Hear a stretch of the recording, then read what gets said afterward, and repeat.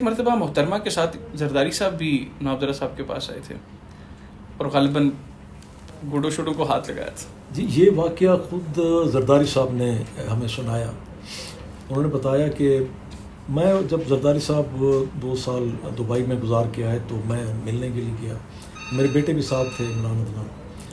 تو بیٹھے ویسے گپ شپ لگ رہی تھی تو ایک دم وہ میرے بیٹوں سے مخاطب ہوئے. کہنے لگے آپ کو پتہ ہے کہ آپ کے دادا کے ساتھ میرا کس طرح کا وہ تھا. تو یہ اس سے چھوٹے تھے. انہوں نے کہا کہ نہیں جی میں تو دیکھتے تو تھے ہم آپ کو سارا. تو پھر انہوں نے یہ واقعہ سنایا. انہوں نے کہا کہ جب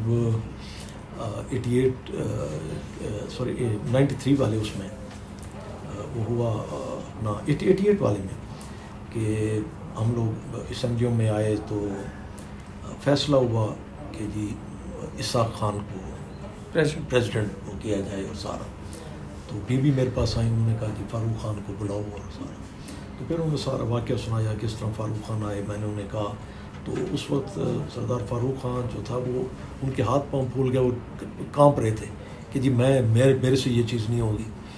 تو اچھا فاروق خان لغاری صاحب کو زرداری صاحب نے بلایا اور فاروق خان کو کہا کہ جی آپ کو فیصلہ ہوا ہے. بی کہہ کے گئی ہیں آپ کو پریزیڈنٹ آپ نے ہمارے ساتھ چلنا ہے کہیں. تو وہ گھبرا گئے. انہوں نے کہا ان کے ہاتھ میں میں بالکل. تو زرداری صاحب کہتے ہیں میں نے اسے کہا کہ تم اب تسلی رکھو. تو انہوں نے وہ جائے نماز لی اور وہاں پہ نماز ساتھ پڑھنی شروع کر دی. تو میں نے کہا تسلی سے تم نفلیں پڑھ لو. بی آ رہی ہے ہم نے کہیں چلنا ہے اور یہ فیصلہ فائنل ہے کہ تم پریزیڈنٹ پاکستان. تو وہ کہتے ہیں اس کے بعد بی آ گئی. تو انہوں نے آتے آواز دی بھی آؤ چلیں. کہتے جب ہم باہر نکلے تو بی نے کہا کہ سارا وہ کیبل کیٹ وغیرہ سارا اپنے طرف کیونکہ آپ لوگ ادھر کوئی ساتھ نہیں چلے گا. تو بی نے کہا کہ مجھے کہا کہ آپ گاڑی چلائیں. فاروق خان کو آگے بیٹھیں آپ پیچھے بیٹھ گئے اور باہر چلیں. انہوں نے گاڑی باہر نکالی تو کہتے ہیں میں نے پوچھا کہ کدھر جانا ہے. تو انہوں نے کہا کہ MNA ہاسٹل چلنا ہے. اس پرانا MNA ہاسٹل تھا. تو انہوں نے کہا کہ آپ تو جاتے رہتے ہیں. مجھے کہا تو نواز صاحب کے پاس چلنا ہے.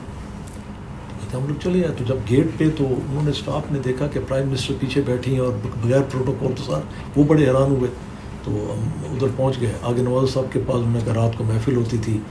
شعراء کرام بھی ہوتے تھے صحافی بھی پرانے اور وہ گپ شپ اور جسے وہ شام غریباں کا نام دیتے تھے وہ بھرپا تھی. تو کہنے کہ میں نے دروازہ کھولا تو انہوں نے دیکھا تو مجھے آواز. انہوں نے کہا آؤ بھیا آج رات اتنی لیٹ آپ. تو ایک دم میں نے پورا دروازہ کھولا تو بی پیچھے. تو وہ دیکھ کے وہ بھی کھڑے ہوئے. انہوں نے ویلکم کیا. کہ ہم آگے ہوئے تو وہ جا کے ملے. تو وہ کہتے میں ملنے کے ہاتھ ملانے کے بعد میں نیچے بیٹھ گیا. میں نے ان کے پاؤں پکڑ لیے. تو اب بی کے لیے بھی یہ بات ایک دم بڑی وہ تھی. فاروق خان کے پاس بھی. تو نواز صاحب نے میری طرف دیکھا. انہوں نے کہا بھی میں نے کہا نہیں جی آپ میرے سر پہ ہمارے سر پہ ہاتھ رکھیں جس طرح آپ کی اپنی اولاد اور ہمارے. تو کہنے لگے انہوں نے میرے سر پہ ہاتھ رکھا. تو میں نے فاروق لغاری کو آگے کیا. میں نے کہا تم جو فاروق لغاری نے بھی آ گئے. تو انہوں نے اس کے سر پہ بھی جھکے. انہوں نے ساتھ بیٹھا. تو انہوں نے مجھے کہا کہ آپ اوپر بیٹھو. میں نے کہا نہیں جی نہیں آپ بزرگ ہم آپ کے قدموں میں ٹھیک ہے. تو وہاں پر پھر کہنے لگے ہمیں کہنے کی ضرورت ہی نہیں تھی کہ وہ اتنے انہیں تجربہ تھا انہیں سمجھ تھی ساری. تو انہوں نے اپنے سیکرٹری کو بلایا. بلکہ زرداری صاحب کو نام بھی یاد تھا کہ انہوں نے جمشید سیکرٹری تھا انہیں بلایا. انہوں نے کہا کہ کل وہ جو کاغذات واپس لینے کی پریزیڈنٹ کی میعاد کتنے بجے تک ہے. انہوں نے کہا جی کل 12 بجے تک. انہوں نے کہا میرے سے وہ دستخط کرا لو اور کل وہ وڈرا کر لو. بالکل ٹھیک. تو کہنے لگے ایک دم بی نے میری طرف دیکھا اور وہ انہیں اندازہ نہیں تھا کہ یہ سب کچھ کیا ہو رہا ہے. تو پھر انہیں اندازہ ہوا اور وہ بڑی وہ ہوئی اور بعد میں کہنے لگی کہ یہ کس طریقے. تو کہنے لگے ایک ہمارا اپنا ایشین کلچر ہمارے بزرگوں کے ساتھ کس طرح وہ کرنا ہے سارا یہ. تو وہ انہوں نے میرے بیٹوں کو بتایا کہ یہ فرسٹ ٹائم ہمارے لیے بھی یہ تھی کہ جب انہوں نے یہ واقعہ سنایا.